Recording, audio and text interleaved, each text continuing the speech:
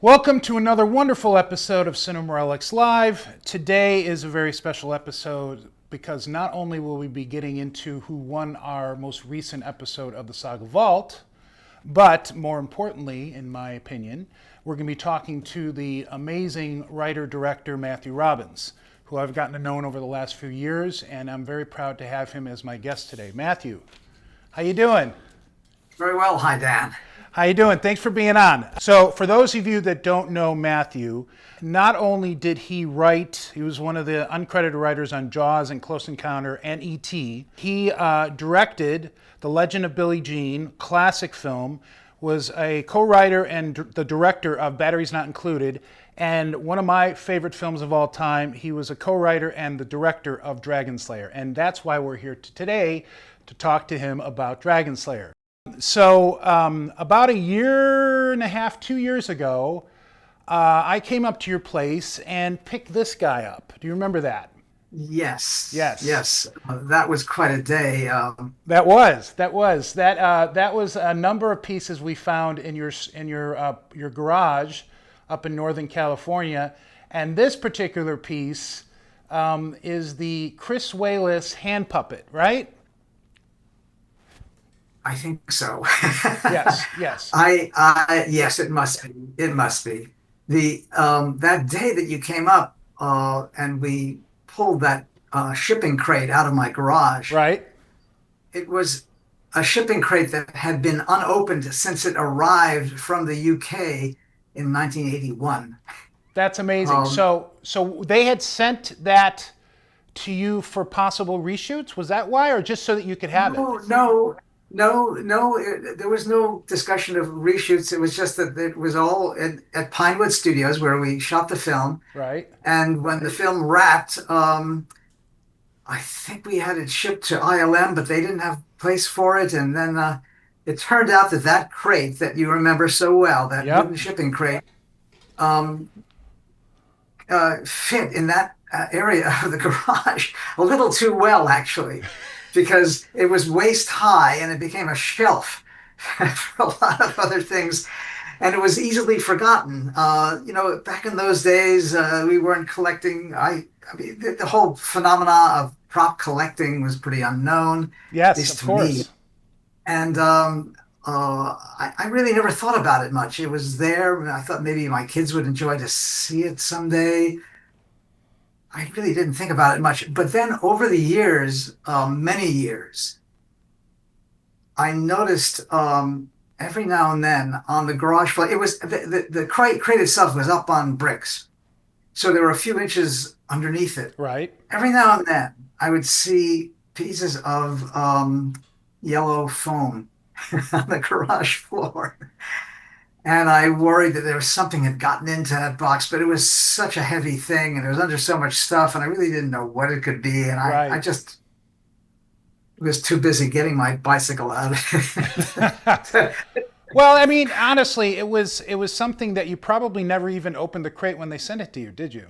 No, no, no. It was unopened since it was Yeah. sent. It was sent, and I didn't even know what they had put in it. Right. I just knew it was stuff they had recovered from the prop room and from the effects department, and who knows what was in there. But it was just, and also we Hal and I, who we created the movie, we were Hal proud of the movie, Barwood. but Yeah. yeah, Hal Barwood. He was the producer and the co-writer with me of this original screenplay, which we did for two studios combined to do it. It was a combination of Disney and Paramount. But the film was not anywhere near the success that we were hoping for at the box office. So it was not a great source of. Uh, I mean, it was opening that box might have provoked as much regret as anything Sure. else. Sure. So it sat there for all these years until you came, and it had been, I guess, over the years, a little warping had happened to the shipping carton. It was a substantial carton, as you Yeah. It recall, was a but very large, very heavy crate. Yeah. Yeah. yeah, but I think a split less than an inch had opened But at the big bottom. enough for a rodent or two to get inside. The rodents were feasting on all of it, and particularly the baby dragons that were stored in there. Yep. Yep. And this wonderful thing, which, as we can see, also got attacked by these nibbling rodents. Yeah, so right now what you're seeing is the yellow foam pieces that are on here are replacement pieces that Martin has restored. And we've talked about Martin's work on this in the past on the show, but I wanted you to be able to see it up close. So this nose bridge, which was a different material, was probably foam latex at the time, which some of this is not foam latex. It either rotted away or was eaten by the mice. I think the upper eyebrow was also eaten, and some other elements of it. My own nightmarish imagination tends toward the idea that in the dark these rodents were chewing on that head. It's like its own little horror movie. Yeah. Uh, but Inside, they ate some of the roof of the mouth and the back of the throat, which are easily replaced. You know, what I want to do, and I've been working on, as you know, is bringing this guy back to its former glory, because, you know, this piece is one of the many tools that you use to bring the dragon back to life, right? You used a large, full-size dragon neck and head and legs. You used a stop motion, a couple different types of stop motion puppets, and then you used a hand puppet as well, plus some hand puppets of the baby dragons. I mean, you used every tool in the book, didn't you? yes, it really was necessary. We had storyboarded everything, and with the help of ILM and Phil Tippett and Ken Ralston and Dennis Murin, we broke down all the methodology. And so the Disney company in Burbank fabricated the full-scale pieces, which were enormous, and they were sent over to England. And this remarkable thing that I'm so happy to see will be brought back. I think I'm not sure who made that. Was it ILM? Do you know who made it? Was Chris it Walas made it. Although ILM, I'm sure, was involved, but Chris Walas, who is known for his work on Gremlins, the original Gremlins, and he's worked on numerous films. He is credited for working on the hand puppet.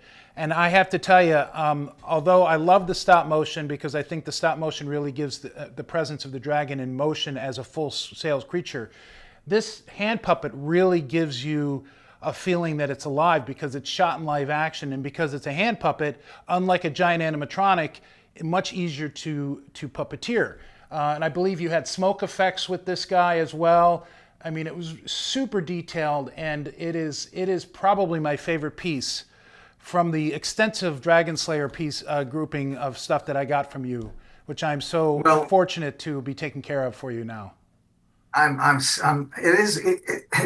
just being a look at it now in this context, it's got so much personality. It does. It really does. The designer was somebody I knew here in Northern California, the late, great David Bennett. He was a talented designer and illustrator who was working locally in Marin County.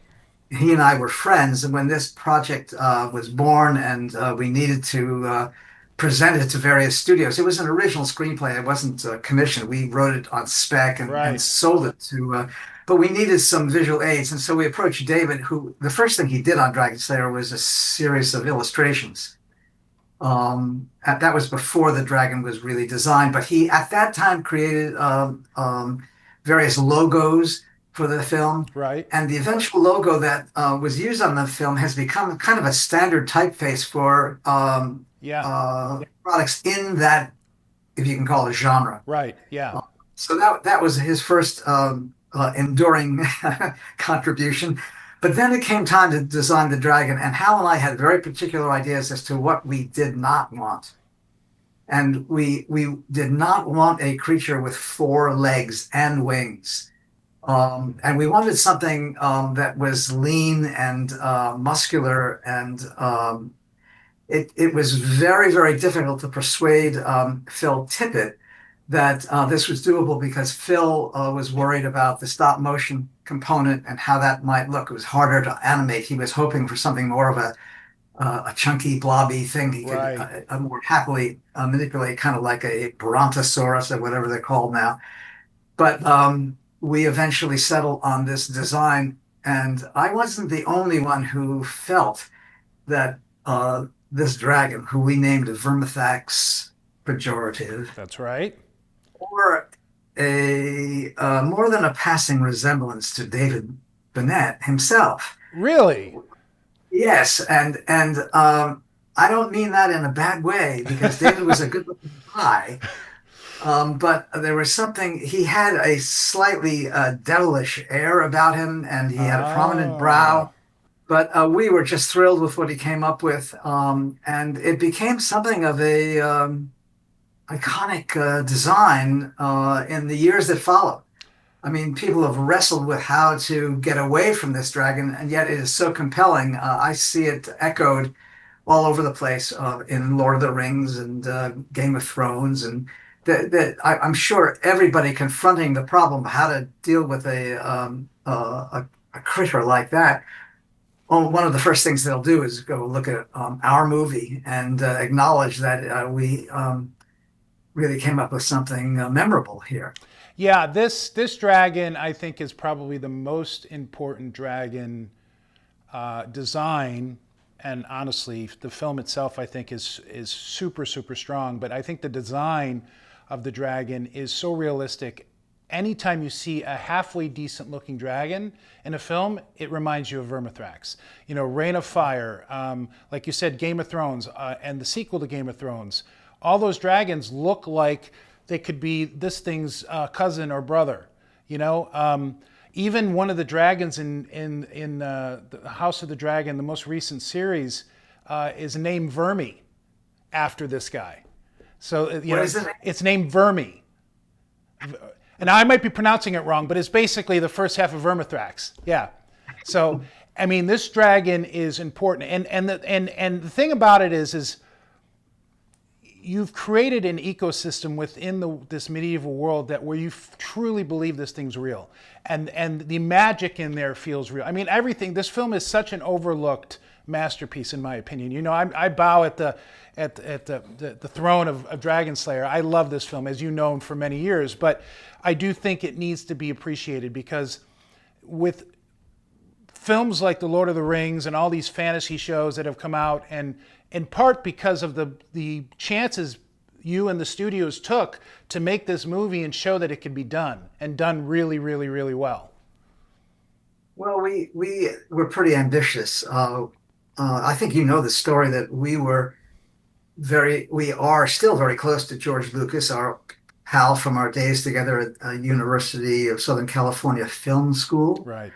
And we were with George and witnessed at firsthand the creation of Industrial Light and Magic. And we got to know all the effects supervisors in the various departments and the model shop, what they were capable of doing.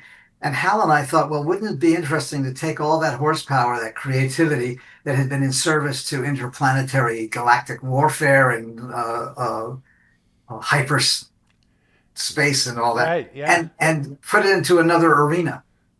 And this is what we came up with, and we created that story. And it turned out to be a very welcome project at ILM because they were really looking for some other outlet for all that technology, and all Right. the artists could go to town. We uh, promised the studios when we made this that this was going to be a very gritty movie with a minimum of magic. Right. We didn't. We were very worried that it would be too easy to solve any dramatic problems if somebody could, in effect, wave a magic wand and things. Which is one of the reasons that in the story we deliberately put the burden on this callow youth. It's a sorcerer's apprentice who has to take over when the master disappears from the action. Sir Ralph Richardson played Ulrich, Right. the conjurer, the last of his kind, really. And it's a big story point that Vermithrax is the last of the dragons, Right. or probably the last of the dragons. It turns out to be not quite true. Right.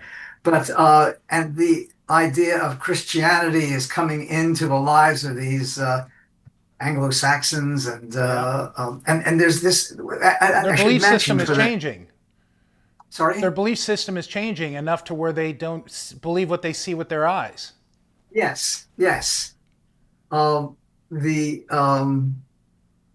the bearer of the Christian message is the Emperor Palpatine, That's Ian right. McDiarmid, long before George cast him in Star Wars. And Yeah, he we got fried by the he dragon. gets Yeah, right in the movie, but it was the production designer was named Elliot Scott, who was one of the great production designers in England, and we were very lucky to get him. He was a veteran, had been working since the 1940s, and had started out as a gopher at one of the really. studios there, and had come up through the ranks and was just such a talent. I was kind of in awe of everything that he did on the movie. He was a very good match for the sensibility of the film, and he understood immediately what we wanted. It was not meant to look like a happy place. It's Right. a very rough outdoor world with villages that are thatched and people in rags. All the costumes were done in that same spirit. But I should also mention that we needed to build the full-scale dragon pieces because there were some scenes where, in those days, we really were not sure how otherwise to interact in a realistic way with actors. Right. Um, and there is a key moment, a climactic moment, two-thirds of the way through the movie, where this creature comes up out of a lake of fire, and it's coming up out of the water, and it's a very dramatic confrontation with this boy who's ill-equipped to deal with what's Yes. about to happen. But it is dripping wet, and I remember vividly when this came up, which is they almost all of them in unison. These ILM guys are saying, "Yeah, but you can't miniaturize water. There's no such thing as miniature water droplets." Right. So it was a consideration right there if we wanted to keep that scene and have this come up out of the water, which was very important to us, that we were going to have to deal with an enormous fabrication of this thing. And it was designed to be operated with a series of cables and joints, and I forget the armature that was within it. And it had, of course, a delivery of flames that it could do. But that and the wing, we had a full scale wing and a full scale claw, which looked a lot like a chicken foot. It does a little bit. Yeah. But it was untested. And you don't really think about those few scenes you see the full Yeah. size dragon because you've got all of this other stuff where you believe it's alive. Well, when we opened that crate, it inspired me to go back and into my archives in the house, not in the garage, and pull out some old photo albums and Dragonslayer materials. And lo and behold, there were many photographs of Chris Walas with this very head and neck. And I was reminded of the fact that poor Chris, who was surrounded by assistants who I guess were operating all those cables and Right. tubes that are left, he had to have a stand right alongside him because as soon as we yelled cut, he had to drop his hand and arm on this So thing because heavy. we really needed Arnold Schwarzenegger in there. Well, when the neck was attached, which it no longer survived, I mean, the neck was a good 3 feet long. So, I mean, he really Yes, had to reach in there yes. and hold it out with extended. That's got to be difficult. Yes. Yeah, no, I have no idea how much the thing weighed, but Yeah. yeah, he And had to perform. do it without trembling. Um, yeah, and it had to be quick. We were shooting in real time. We weren't monkeying with camera speeds, I Right. think, as I recall, on these things. But that was one of the reasons it was so effective. As you pointed out, it was shot live action. Right. And there's really, I mean, we had Go Motion, and we got Right. an Academy Award nomination for it from the effects people at ILM had come up with Go Motion, which is a way of making stop motion look fluid. If I can explain it without getting too technical, if you look at traditional stop motion, everything is shot with shutter is open for exposure, usually about a 50th of a second, Right. or on ones or twos. That is one frame or two frames, and then the next shot, and put together, it appears to move, as we all know. Everyone knows the movie King Kong. It's a perfect Right. example. But It the is. way to understand what I'm talking about is that the every image is crisp. Every image is a still photograph. And yet, if you look at a motion picture film from those days, conventional motion picture footage, and you look at a frame of film, you will see that rapid movement is not sharp in all details. Things that are moving rapidly are blurred, Yes. and it is that blur that makes motion picture look like we expect, which is fluid. Right. It's a very And so, specific type of blur, right? A motion blur that happens in certain directions, so you get a sense of what direction whatever is on camera is moving, which you can't just do artificially, unless you have special technology, which is what you guys developed. yes, well, if you had a gymnast doing jumping jacks and you were shooting it on motion picture film, as the athlete moves his hands up, the extremities, the hands and the wrists are going to be blurred. The elbows a little less, and the trunk and body is much less. In other words, it's the extremities that do Right. most of the blur. Anyway, the idea that was used for the first time in a few shots in The Empire Strikes Back was this idea of shooting in Empire the walkers, the ants, The AT-ATs, against yes. a green screen, and the aperture is open during the move. It's the move has been programmed with computer and stepping motors and rods. It's the in Empire the walker is essentially a rod puppet being. It's the move is created and recorded. Back in those days, this was really high tech. It's Right. nothing now. I mean, the whole thing. Right. But this is the hands-on era with the help of a computer to reproduce that movement. And then when the shot is being done, the camera is the lens is the aperture is open, the shutter is open, the aperture is set for the exposure, but the shutter is open, and it makes that move. And in fact, if you were to look at those for each of those frames during a step of the walkers, you will see there is blur in the feet, and if the head is turning, there's blur there. Less so in the body of thing. That same principle, in other words, was utilized in a much more organic and much more thoroughgoing way in Dragonslayer. Right. And it really was quite something in its day. It was the talk of the stop motion world because nobody else had come up with this idea. And the Academy did acknowledge it.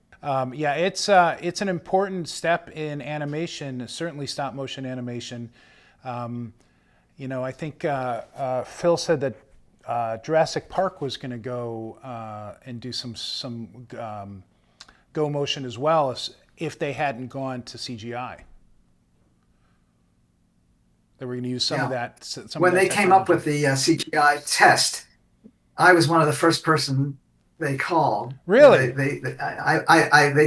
Yeah, they said, you got to come over. Phil called me, and Ken Ralston was there. They were all there in this room, and they were staring at me. I had no idea what was going on. They had a monitor set up, and they said it was the test they had shown Steven Spielberg, and it was the test that revolutionized everything. But I was one of the first so-called outsiders. I was, a member of the family, really, Right. of this. But it was quite a watershed moment. Tippett, Phil Tippett is much more eloquent about this because it impacted his world It more directly did. than anybody else's. It Here is a did. guy who was the direct descendant of Ray Harryhausen, who had inherited everything and the passion for a certain kind of artistry that he treasured, and but it was basically being completely set aside by Yeah. by history. But he rolled with it and he created a digital company and got some pretty good movies out of the process, including Starship Troopers. You know? Yes, Yeah, yes. yeah. Well, I have one last question for you. Well, it's actually a two-part question, Matthew. And I've asked you this before, but you've had some time to think about it. I'll ask you again. Did you ever want to do a sequel to Dragonslayer? And if so, had you thought about where it would go? Or is it just that was done? It was, if this, in an alternate universe, if this film was a success, do you think you would have been open to a sequel? The short answer is no. We did not try to scratch up a sequel story. This idea of a sequel has only come up within the last maybe 10 years. People like yourself who adore the film, and Right. it's very gratifying because it has become something of a classic, or I don't know how you, a cult favorite. It is a cult. It's a cult So classic. I started. People began to ask if and I have not gotten myself sufficiently excited about any of the Okay. ideas to pursue them. Fair But enough. and how he and I have never really had that conversation. I'm very much in touch with my writing and producing partner who lives in Portland, Oregon. We talk almost every week, and it might be fun to sit down, the two of Yeah. us, and say, what if we were to do this? What if? Where would we take this? Because there's such finality in a way to the idea that was present in this thing, which is this is the last of their kind. That's right. I'm just Can you create thinking, a story that makes sense and that is still worthy of continuing the story? Or is it because of there's such finality to, like you said, to the way the film ends, the dragon's dead, the babies are dead. Are they truly the last ones, or are there other magical items in the world? it gets me a little bit uneasy to think about creating a sequel, a direct sequel that would follow chronologically from what we showed in the first film, because of that same thing I mentioned before, which is that there are rules that we wanted to obey. This is Right, real. right, We're not just making stuff up. I mean, it's like, oh, and then somehow somebody forgot to mention there's right, another dragon. right. Where you this was such finality to this thing, was part of the drama, part of the DNA of this story. I'm just thinking out loud now, Dan. I don't know if it's really relevant, but it's occurring to me only for the first time at this moment that the movie that I co-wrote with Brad Bird, that is going to be out later this year, Ray Ray Gunn, Gunn, yes. made his film. I'm very It's, excited about that. it's a film noir set in the future, and Ray Gunn is the last of the private eyes. His Ah, whole, yeah, nobody uses private eyes anymore. It's so old fashioned. wow. If they want to get information about the cheating spouse, they can hire what we call prybots, or these flying cameras that go flying and Oh, hiding in the corner of a room. These prybots are everywhere. right. So Ray is in debt. He's sleeping in his office. He's in terrible trouble because nobody will hire a private eye anymore. So history is Yeah, passing him by yeah. too. Well, it's interesting. That seems to be a theme in the stories that you I write. know. I had not thought of this overlap until this very minute. But Well, you know what? Let's tell me about this film Ray Gun, because it sounds really intriguing. What else can you tell us about it? Obviously, well, Brad directed it. Brad directed it. We actually wrote it years and years ago. We handed it into what was then Turner Animation. We did several drafts. They paid us for it, so it was a ongoing project. But they had one flop after another. Their animation division was pretty undistinguished, and um, we turned in the draft, I think, the very same week that the whole company more or less disappeared. It was bought by Warner Brothers for some reason. I don't remember the details of this, but basically, they closed the door and locked it Wow. with our script inside. Ooh. Oh, that's painful. Went on to other things. We got very busy with, things. A lot of things were going on, and that movie lay in a virtual desk drawer somewhere Right. for many, many years until David Ellison created Skydance and wanted to have Skydance animation, and he hired John Lasseter Right. to build it. And they asked Brad if he had anything for Skydance animation, and to his credit, Brad never forgot it. It was there, but I think it took about a year and a half for the lawyers to extract it from the remains Wow. of Turner Animation. I mean, when Brad told me that he was going to try to revive it, I got excited, but it was like, whatever happened to that? Because I must have been a year and a half at least before they were at liberty. And I had no idea the circumstances that applied to liberating that and Right. getting it out of jail. It's got to be But difficult. the movie has just been finished. It's not a Pixar film. Everyone Right. thinks that Brad is big. It is Skydance Animation with the animation team that Skydance utilized is based in Canada. It's CineSite Right. in Montreal, largely in Montreal and Vancouver, and they did a just beautiful job. I'm so happy with the movie, and the voice casting is fabulous. Ray Gunn is voiced by Sam Rockwell. His Sam Rockwell. Yes. and his there's aliens in this movie, and there's flying cars, and there's mile high skyscrapers, all with an Art Deco look. Oh, It's that's like cool. a future based on the Art Deco vision of what it was going to look like. So there's streamlining and cooling fins, Oh, sweet. um, so the sidekick, Ray's assistant, is an alien who's basically a tripod with a fedora and a camera lens, and that's Tom Waits. Oh, Tom Waits' wow. voice. That's He's cool. absolutely wonderful. And it's a murder mystery, and the chief suspect is a pop star in the future named Venus Nova. And she's voiced by Scarlett Johansson, who does her own singing when the pop star has to perform. Wow, that's cool. She's a wonderful singer. And it's not just here and there. She has a couple of extended songs. And Michael Giacchino, who works with Brad from the very early days of Brad's career, he did a wonderful score. And the movie is really a total charmer. I am very excited. Brad just got back from Annecy. He showed a couple of clips there just a few days ago. He's back in California. I heard from him again this morning. He said that it played like crazy. It seems to be the talk of the Annecy thing. That there was a great deal of anticipation because of Yeah. Brad. But then when they saw I think it was about a total of 10 minutes, of seven opening minutes of the movie, and then another Yeah. sequence, they were all abuzz. So he's really delighted and thrilled. I want to see this in the theater, and I think it's going to be one of those watershed films, American adult animation that still kids can see. It sounds awesome. It It sounds is. It's. I think I should point out that it's not a little kiddie movie.